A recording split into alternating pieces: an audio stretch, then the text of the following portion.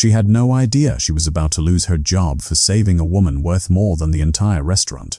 Rain hammered the windows of the downtown diner, and inside, every table was full. Lily Carter moved between them like she'd been doing it for years, because she had. 24 years old, double shift, feet screaming inside shoes that had given up months ago. She had a brother at home who didn't know how close they were to losing the apartment, and she intended to keep it that way. Her manager, Victor Hale, had made sure she understood her job that morning. "You're a waitress, Lily," he'd said, not even looking up from his clipboard. "Not a nurse. Stay with your tables." She'd nodded, the way she always did, and gone back to work. She had no idea those words would cost her everything before the sun went down. Near the window, at a table nobody had checked on in 20 minutes, sat an old woman no one was looking at. Beige sweater, worn shoes, a leather purse that had clearly seen better decades. Her tea sat untouched, gone cold. Her hands trembled around nothing. She kept glancing at the rain outside like she was calculating whether she had the strength to walk through it. Every server in that restaurant walked past her table at least twice. Not one of them noticed. Lily did. She crouched beside the woman's chair. "Ma'am, are you all right?" The woman tried to smile. It didn't quite reach her eyes.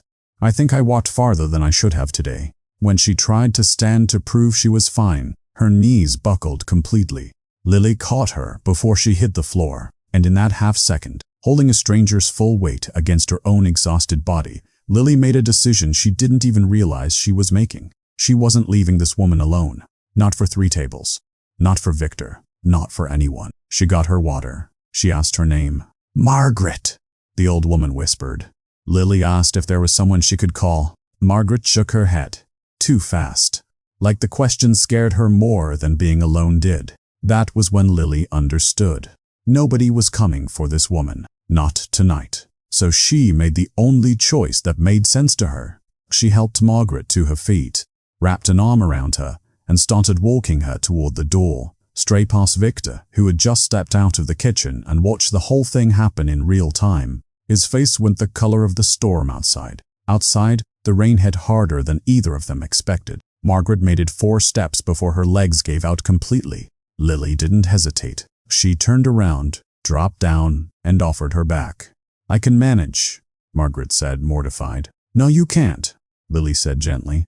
"And you don't have to pretend with me." She lifted the old woman onto her back and started walking through the rain toward the bus shelter on the corner of 8th and Main, soaked to the skin within a block, Margaret's arms wrapped tight around her shoulders. That's when Victor came storming out the front door. "Lily," she stopped, Margaret still on her back, rain running down both their faces. "What exactly do you think you're doing?" "She can't walk. I'm getting her to the bus stop. You have customers waiting. She needs help, Victor. I warned you." His voice dropped, cold and final. "If you care about strangers more than your job, go find one where that's allowed." Lily looked at him, then at Margaret, who had gone very still against her back, like she was trying to disappear. She made the same choice she always made. She kept walking. Victor didn't chase her. He didn't need to. "You're done, Lily. Don't bother coming back." The words hit harder than the rain. Lily lowered Margaret carefully onto the bench under the shelter, hands shaking now for a different reason. Somewhere behind her ribs, a very clear, very cruel math problem was running. Noah's tuition, the electricity bill, rent in 11 days, and now 0 income. "I'm sorry," Margaret whispered. "I never meant to cost you your job." Lily knelt in front of her, blinking hard so the old woman wouldn't see her cry. "Don't you dare apologize for needing help," she said. "That's never something you owe anyone an apology for." Then she stood, pulled off her apron, and walked back into the rain, jobless, soaked, and somehow still certain she'd made the right choice. She didn't look back. If she had, she would have seen Margaret's face change the second she was out of sight. The trembling stopped. The fragile, frightened expression dissolved into something sharper, older, colder, in the way that only comes from decades of watching people underestimate you. Margaret opened her worn purse.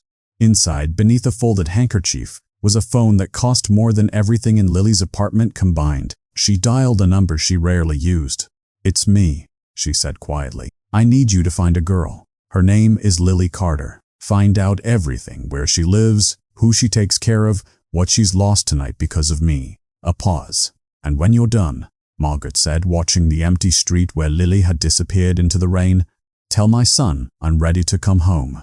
Somewhere across the city in an office where men didn't speak unless they were spoken to, a phone was about to ring, and the woman everyone in that restaurant had ignored was about to remind the entire city exactly who she was. Lily didn't remember most of the walk home by the time she reached the apartment.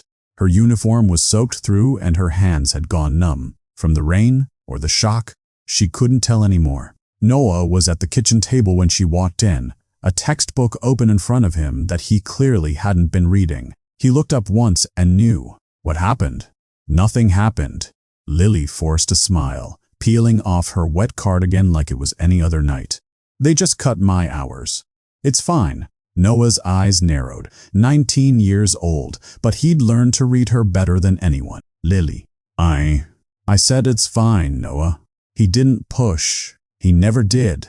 Not when her voice got that thin. But he watched her a moment longer than necessary before going back to his book, and Lily hated herself a little for the lie. That night, after his door closed, she sat at the table with a pen and the back of an old receipt, doing the math she'd been avoiding since the bus stop. Rent, 11 days. Electricity, already a week overdue. Noah's tuition installment, due Friday. Groceries, if they were being generous with a word. Zero income. She stared at the numbers until they blurred, and somewhere under the exhaustion, a small, stubborn part of her repeated the same sentence it always did. You still would have done it. She believed that. She just didn't know yet how she was going to survive believing it. By morning, she had a plan. Cafes, hotels, anywhere hiring, and a stack of printed resumes she couldn't really afford to print. She had no idea that across the city a very different morning was unfolding. Margaret Vale's house did not look like a woman who'd spent yesterday afternoon in a worn cardigan, alone in the rain. Marble floors. A staff that moved without being asked. A closet the size of Lily's entire apartment. Margaret let her assistant, Elise, help her out of the modest beige clothes she'd worn the day before and into something that actually belonged to her. Silk, tailored, the kind of quiet expensive that didn't need to announce itself. You could have called for a car, Mrs. Vale, Elise said carefully, folding the worn cardigan like it might fall apart. You didn't need to walk. I wasn't testing the weather, Elise. Margaret studied herself in the mirror. Unreadable. I was testing the city. And everyone I passed looked straight through me. A pause. Except one girl. Elise didn't ask. She'd worked for the Vales long enough to know some sentences finished themselves on their own time. She had no idea who I was, Margaret said quietly. No reason to be kind to me. No reason at all. She set down the hairbrush. That's what makes it matter. Damien Vale came home a little after 9, still carrying the tension of a meeting that had almost gone very badly for the men sitting across from him. The house changed the moment he walked in. Conversations dropped to nothing. A security man who'd been mid-sentence simply stopped talking. Someone in the hallway found somewhere else to be. Nobody in that house challenged Damien Vale. Not with words, not with eye contact held a second too long. It wasn't fear exactly. It was something people had learned, the way you learn not to touch a stove twice. But when he stepped into his mother's sitting room, all of that fell away. You look tired, Margaret said, not looking up from her tea. I look fine. He sat across from her anyway, and for a moment, he wasn't the man who just spent 3 hours making men in expensive suits very nervous. He was just her son. You went out yesterday, alone. Margaret's silence answered before she did. Mother, I wanted to walk, she said simply, anonymously. No car, no name, just to see how people treat someone who looks like she has nothing. Damien's jaw tightened. In this weather, alone. I wasn't alone for long. Margaret finally met his eyes. There was a girl, a waitress. She noticed I couldn't stand on my own when no one else did. She carried me through the rain to the bus stop, Damien on her back. Something in his expression shifted, sharpened. Her manager fired her for it, Margaret continued. On the sidewalk, in front of me. Damien went very still. The particular stillness people in that house had learned to be afraid of. What was her name? By the time the file reached Damien's desk that afternoon, it was thin, deliberately so, the way real people's lives usually were when they weren't hiding anything. Lily Carter, 24.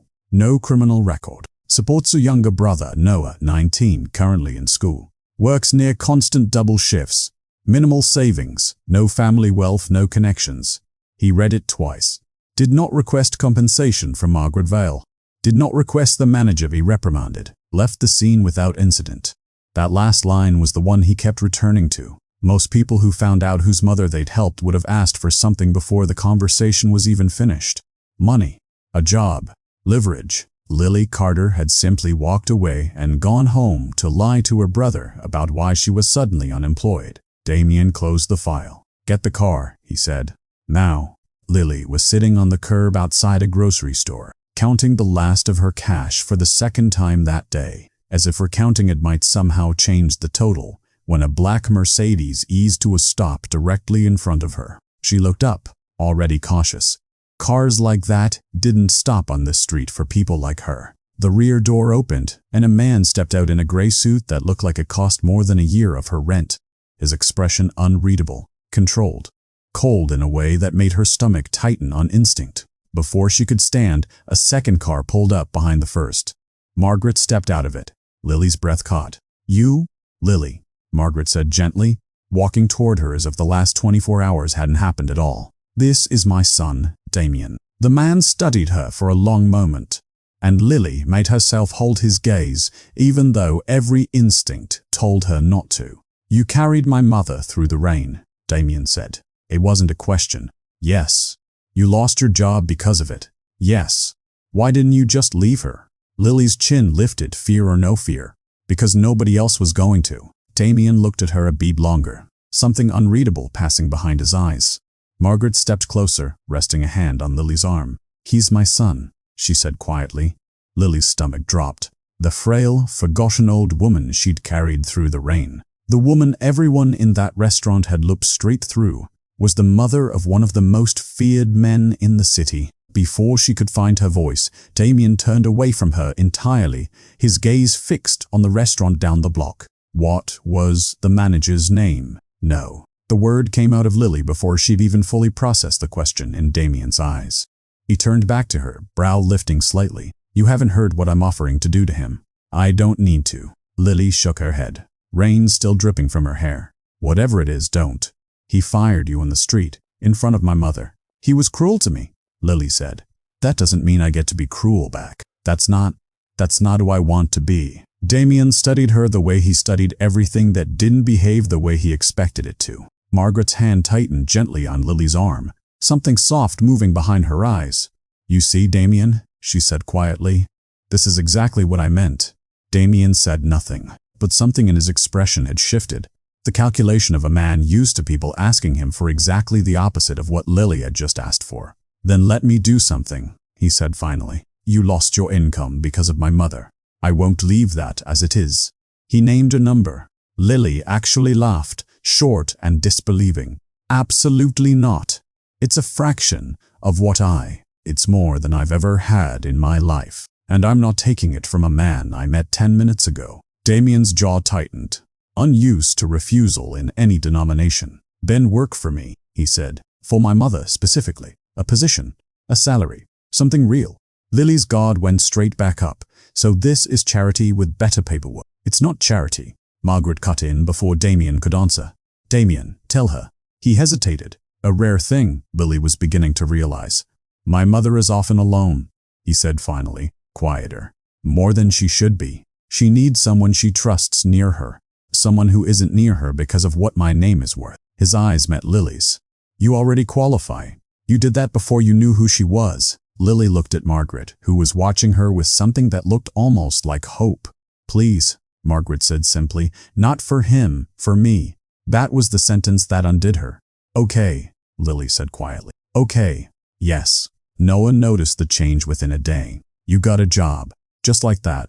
Personal assistant to some rich old lady you carried through the rain. That's exactly what happened, Lily said, which was true and also not remotely the whole truth. Lily.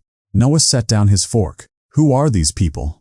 Good people, she said, and hated that it wasn't a lie, even though it also wasn't the whole answer. She didn't tell him about the gray suit, the silence that followed Damien into a room, the way even Margaret's own staff seemed careful around her son's name. She told herself it was to protect him. She started noticing, within the week, men she didn't recognize on her street, parked cars that lingered a little too long, a figure by the corner store who was there every evening whether or not anyone bought anything. She never asked. She had a feeling she already knew the answer. Victor didn't lose his job through violence. He lost it through paperwork. Damien made one call to the restaurant's ownership group, not a threat, just a suggestion that someone review employee complaints going back 2 years. It turned out there were several. Victor was gone within the week, and the staff who'd watched him fire Lily for helping an old woman finally understood she'd been telling the truth all along. They offered Lily her old job back. She turned it down gently. She was already somewhere else now. Somewhere she hadn't fully mapped yet, but somewhere. Margaret's tests began quietly. Grocery runs, a bench in the park, a $5 lunch at a cafe that clearly hadn't been renovated since the 80s. Lily treated all of it exactly the way she'd treated Margaret when she thought she was poor, patient, warm, unimpressed by anything except whether Margaret had eaten enough that day. By the second week, Margaret had stopped calling her dear and started calling her my girl, and it slipped out so naturally neither of them commented on it. Damien noticed. He watched them in the garden one afternoon, his mother laughing at something Lily said, waving off Lily's attempt to carry a tray she insisted she could carry herself, and felt something complicated settle in his chest. He didn't like how quickly Lily had become necessary, but he couldn't find a single reason to distrust her either, and for a man who trusted almost no one, that unsettled him more than anything. Across the city, in an office with far less warmth in it, Raphael Moretti was looking at a set of photographs. His men had been keeping loose tabs on the Vales for months. Nothing urgent, just habit. But this was new. A young woman, unremarkable by every metric that usually mattered in Raphael's world. No money, no name, no power. And yet there she was, in 3 separate photographs, walking beside Margaret Vale like she belonged there. Who is she? Raphael asked. Nobody, as far as we can tell. A waitress. Damien's mother took an interest in her a few weeks ago. Raphael turned the photograph slowly in his fingers, studying the easy warmth between the 2 women, something he hadn't seen near Damien Vale's family in years. He set it down on his desk, and a slow, deliberate smile spread across his face. Find out everything about her, he said. Every weakness she has, every person she'd do anything to protect. He tapped the photograph once.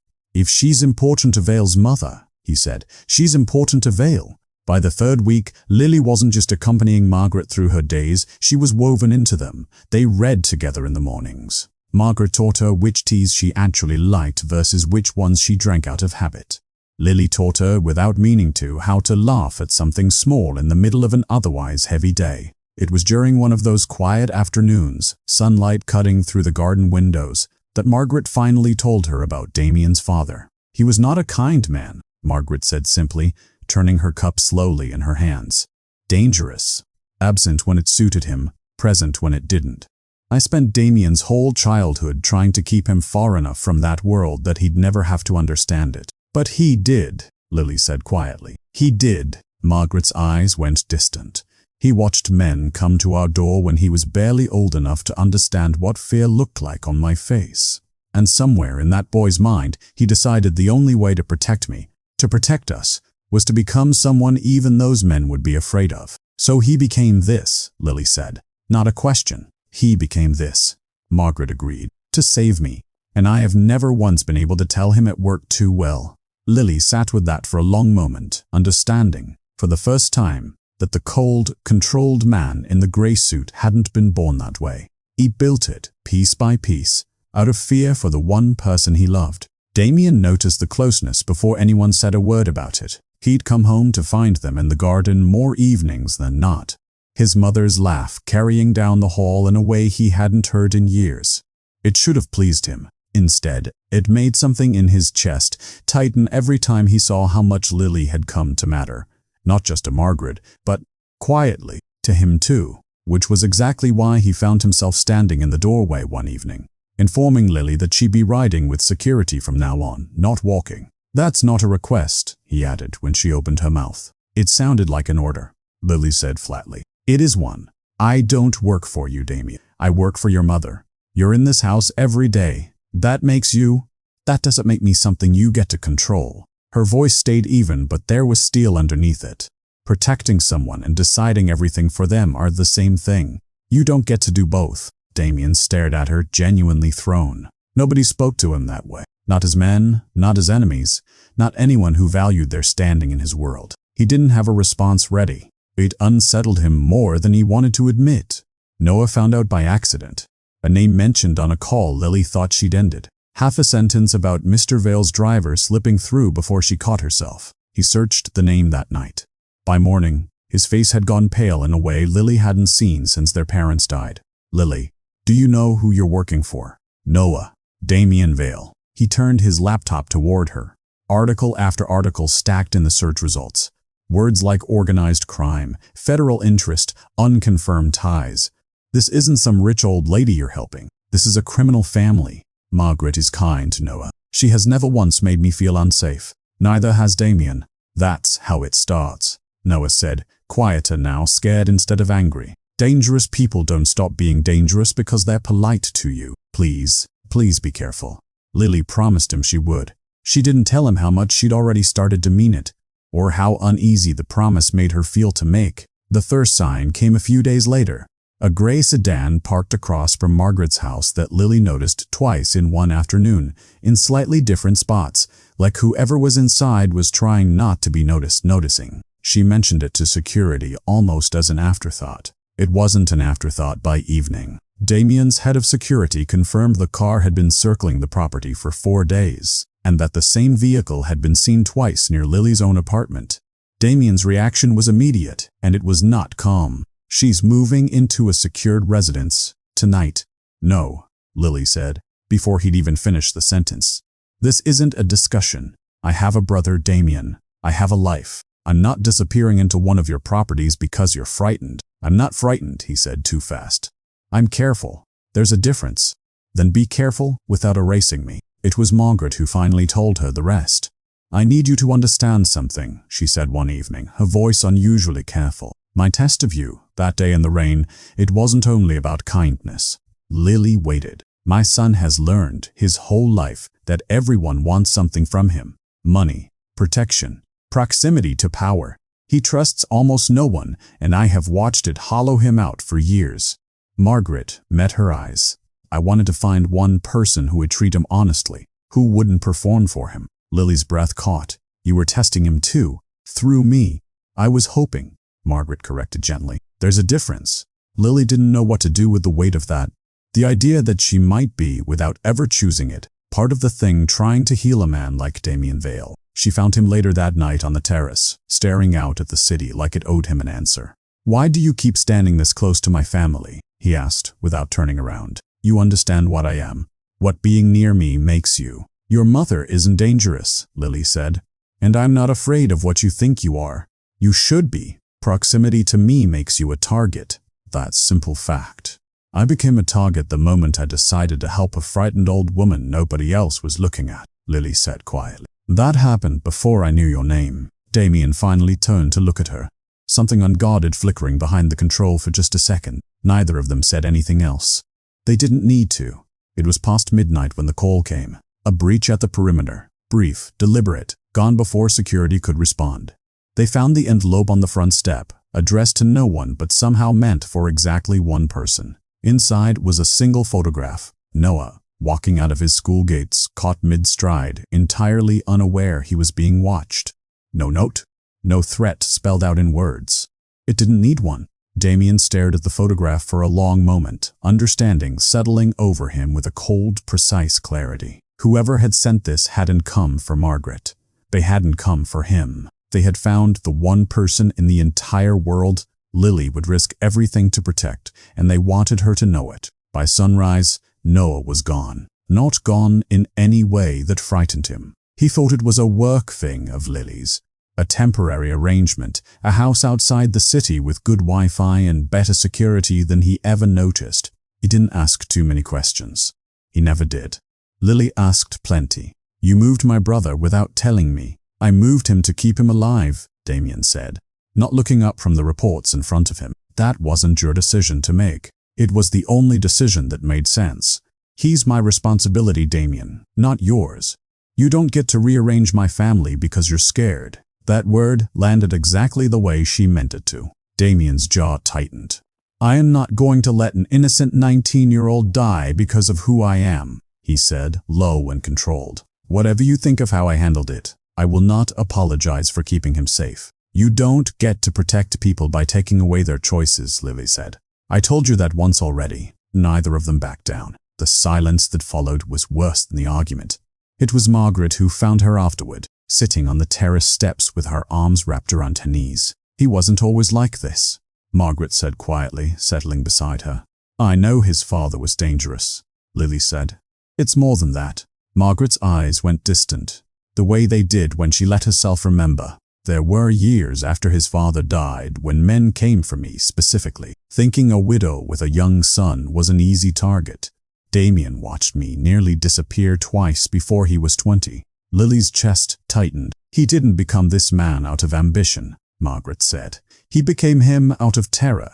Every wall he's built, every person he controls, every decision he makes without asking, it all traces back to one fear, losing the only person who ever raised him. She looked at Lily. You are the first person in a very long time who has made that fear feel bigger. Because now there are two of us he's afraid to lose. Lily didn't know what to say to that. She wasn't sure she was ready to know. Raphael Moretti did not attack directly. He was more patient than that. He understood better than most that the fastest way to break a man like Damien Vale wasn't through force. It was through doubt. The message arrived through contact Damien had trusted for years. Carefully worded, carefully sourced, suggesting that the security breach at Margaret's home had happened because Lily had let something slip. A phone call, a careless word to the wrong person. Nothing certain, just enough uncertainty to plant itself. Damien read it twice, and for the first time since he'd met her, he let himself believe it. He found Lily in the hallway. Did you tell anyone where my mother stays? Her schedule? Anything? What? No, of course not. Someone did. Not me. Her voice cracked with disbelief. You think I would put Margaret in danger? I think, Damien said, colder than he meant to, that I don't actually know you as well as I let myself believe. The words hit harder than either of them expected. Lily packed a bag that night. She found Margaret in the sitting room and knelt in front of her chair, tears already threatening. I love you, she said. I need you to know that, but I have a brother who trusted me to keep him safe, and I can't let him be a casualty in something I don't fully understand. Margaret's composure finally cracked. You are the only person in this house who has ever loved me without wanting something in return, she said, voice breaking. I don't consider you an employee, Lee. I never have. You are family, my family, my family. Neither of them heard Damien in the doorway until it was too late to pretend he hadn't been standing there the whole time. He didn't sleep that night.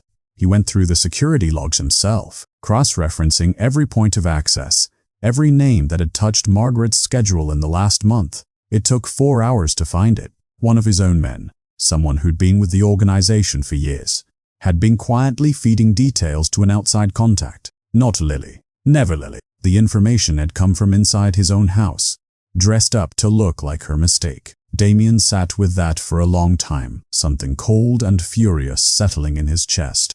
Not at Lily, but at himself, for how easily his fear had let him believe the worst about the one person who'd never once lied to him. He found her at dawn, bag still packed by the door, no guards trailing behind him for the first time since she'd known him. It wasn't you, he said. The leak. It was someone inside my own organization. Lily didn't answer right away. I was wrong, Damien said, plainly, without armor around it. I let my fear decide what I believed about you, and I am sorry for that. I'm not going to pretend that didn't hurt, Lily said quietly. You don't get to demand trust through control, Damien, and you don't get to take it back the same way. I know, then earn it, slowly.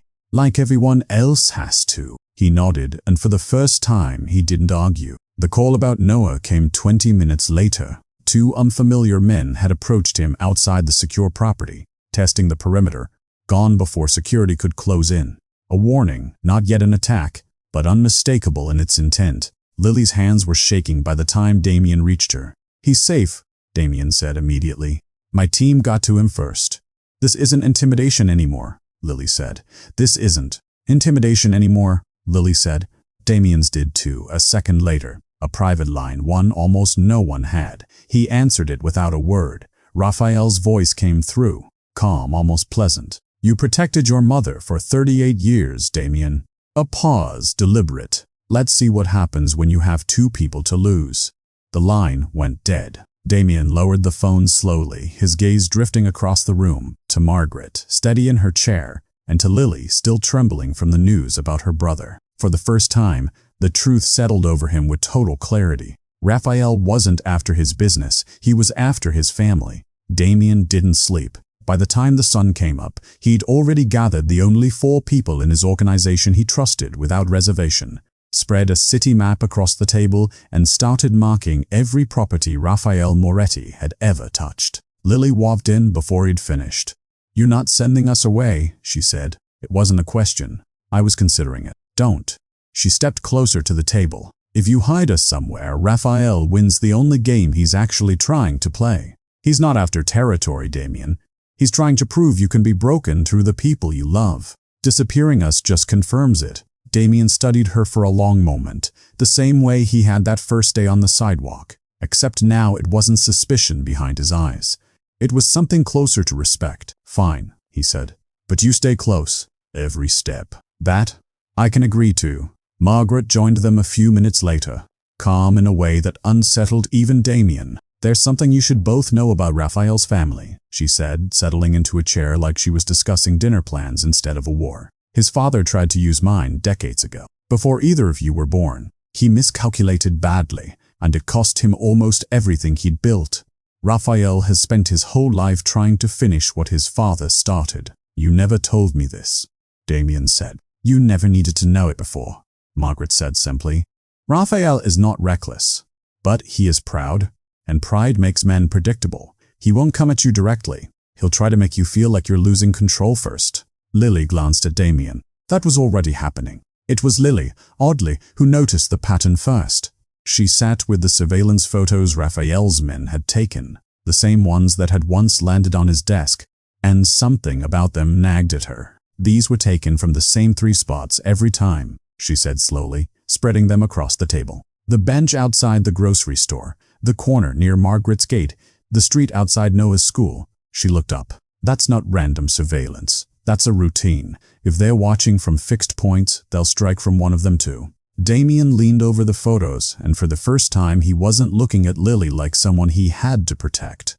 He was looking at her like someone whose read on the situation actually mattered. "She's right," he said quietly, to the room, not just to her. It was a small moment. Neither of them said anything more about it, but something between them had shifted, permanently, in that silence.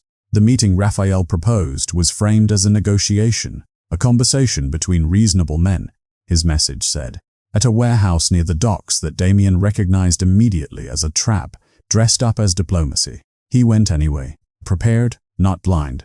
Raphael was waiting when he arrived, relaxed, almost amused. "You came alone, bold, for a man with so much to lose lately." "I came prepared," Damien said. "There's a difference." "I hear you've gotten soft, Damien." Raphael's smile didn't reach his eyes. "A waitress, your mother's little companion. It's almost charming, watching the city's most feared man rearrange his whole operation around 2 women." "She didn't make me weak," Damien said, voice level. "She reminded me what all of this was supposed to be protecting in the first place. You forgot that a long time ago. I hadn't.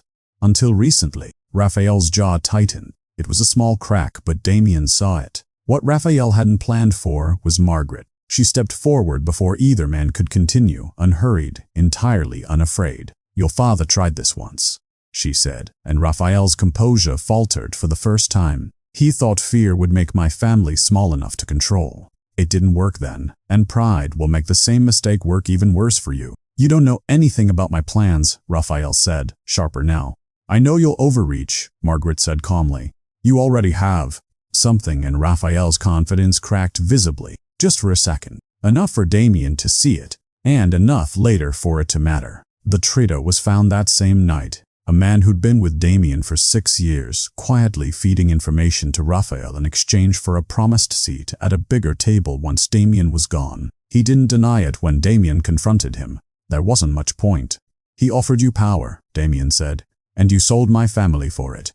"I'm sorry," the man said, and meant it, or at least meant to sound like it. Damien looked at him for a long time. The old version of himself would have ended this differently, permanently, without another word. Instead, he handed the evidence to the authorities and let the system take it from there. It wasn't mercy exactly. It was something closer to a decision about what kind of man he wanted to be from here forward. The relief lasted less than an hour. Lily had stepped outside for air, just past the gate, close enough that security should have had eyes on her the entire time. She wasn't there when Damien went looking for her 20 minutes later.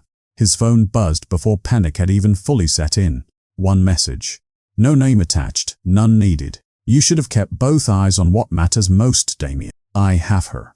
Damien stood frozen for exactly 1 second, the only second he allowed himself. Then everything else stopped mattering. The negotiation still open on the table, the alliances still waiting on his answer, the empire he'd spent his entire adult life building. All of it went silent in his mind at once. There was only one decision left to make, and for the first time in his life, it wasn't a difficult one. He grabbed his jacket and walked out the door without a single backward glance at the deal he was leaving unfinished behind him. Raphael's men had taken her to a warehouse near the same docks Damien had walked in 2 hours earlier. Deliberate, mocking, a message wrapped inside a location. Lily sat with her wrists bound to a chair, and if she was afraid, she refused to let it show. You could make this easier for yourself, Raphael said, circling her slowly. Tell me where Margaret Vale actually stays when she's not at the main house.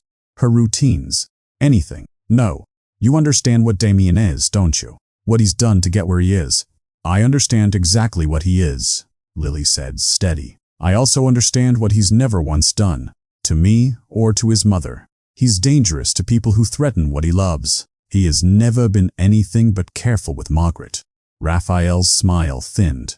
Loyalty to a man like that will get you killed. Maybe, Lily said, but I'd rather die loyal than live safe and empty. The warehouse door blew open before Raphael could respond.